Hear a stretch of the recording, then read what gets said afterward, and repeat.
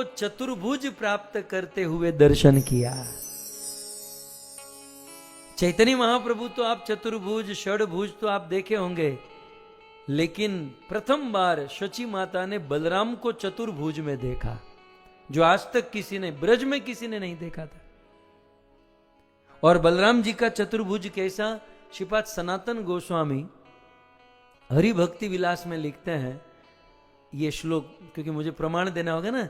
आप पहली बार सुनोगे बलराम जी का चतुर्भुज है, तो श्रुति, वेदव्यास जी ने श्रुति लिखी है, उसमें हय शीर्ष श्रुति, हय शीर्ष पंचरात्र का ये श्लोक है।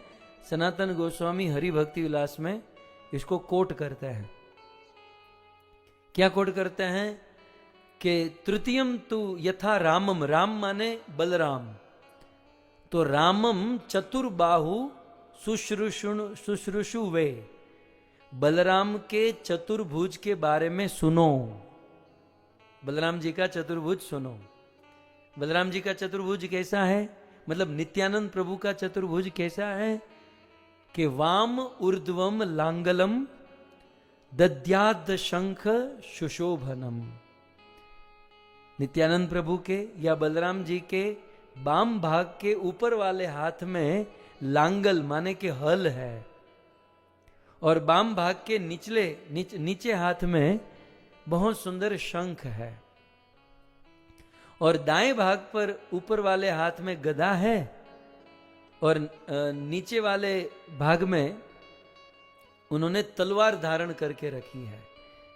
जहां भगवान विष्णु कमल लेते हैं ना, तो यहां इन्होंने कमल के बदले तलवार धारण करके रखी है। सो कहते हैं, अब देखो, गदा कृपाणम, गदा और तलवार, वा दधा संस्थान शक्ति चक्र यो।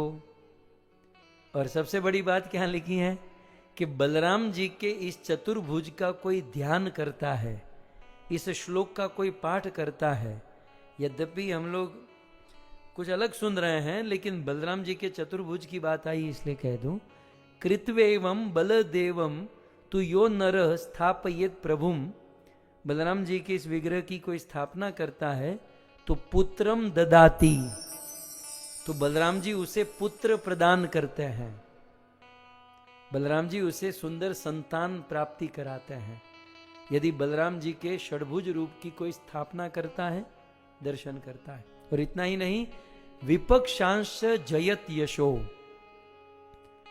और जीवन में यदि कोई हमारे शत्रु हैं तो विपक्ष के ऊपर हमारी जीत प्राप्त करवा देते हैं श्री बलराम जी, यदि कोई बलराम जी के चतुर्भुज रूप का पाठ करता है। सही इस प्रकार से श्रीमन नित्यानंद प्रभु को चतुर्भुज रूप का दर्शन नित्यानंद प्रभु ने शची माता को कराया। और भी श्रीमन नित्यानंद प्रभु की बहुत सारी